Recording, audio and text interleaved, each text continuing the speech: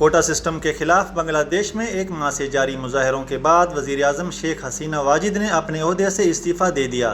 بھارتی میڈیا کی رپورٹ کے مطابق بنگلہ دیش کے آرمی چیف نے وزیر اعظم حسینہ واجد کو مستعفی ہونے کے لیے 45 منٹ کی ڈیڈ لائن دی تھی۔ دلی میں بنگلہ دیشی ہائی کمیشن نے حسینہ واجد کے استعفے کی تصدیق کر دی ہے۔ وزیر اعظم شہباز شریف نے کہا ہے کہ ایک وقت آئے گا جب بھارت اور اسرائیل کو اس ظلم کا حساب دینا پڑے گا۔ ایک بیان میں شہباز شریف نے کہا کہ 5 اگست 2019 کو کشمیریوں کے حقوق کو غصب کیا گیا۔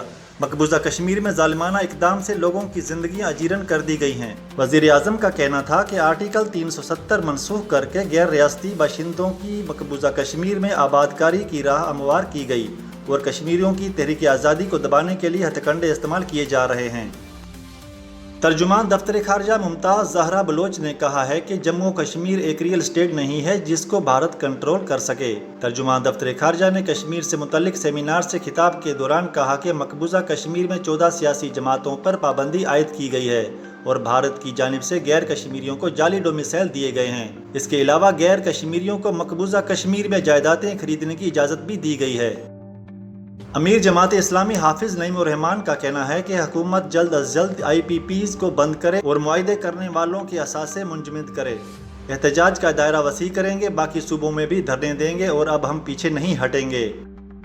اسلام آباد ہائی کورٹ نے بانی PTI کی اہلیہ بشرا بی بی کی مقدمات کی تفصیلات فراہمی اور گرفتاری سے روکنے کی متعلقہ عدالت سے رجوع کی درخواست پر سماعت میں DIG آپریشن راولپنڈی کو 7 اگست کو طلب کر لیا۔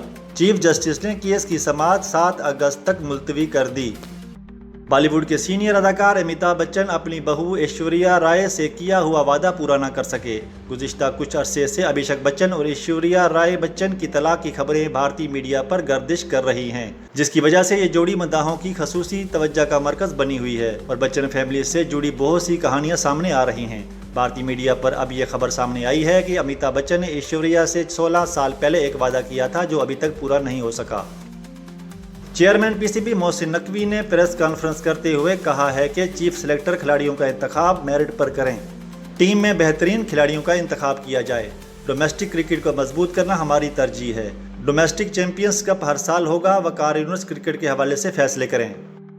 پاکستان کرکٹ ٹیم نے بنگلہ دیش کے خلاف ٹیسٹ سیریز سے قبل کرکٹرز کے فٹنس ٹیسٹ کا فیصلہ کیا ہے۔ ذرائع کے مطابق ٹیسٹ اسکواڈ کے کھلاڑیوں کو 9 اگست کو طلب کیے جانے کا امکان ہے۔ قومی کرکٹرز کے فٹنس ٹیسٹ 10 اگست کو ہونے کا امکان ہے۔ وائس آف نیشن کی ویڈیوز دیکھنے کے لیے ہمارا چینل سبسکرائب کیجیے اور بیل کے آئیکن پر کلک کیجیے تاکہ آپ ہماری تمام آنے والی ویڈیوز سے باخبر رہ سکیں۔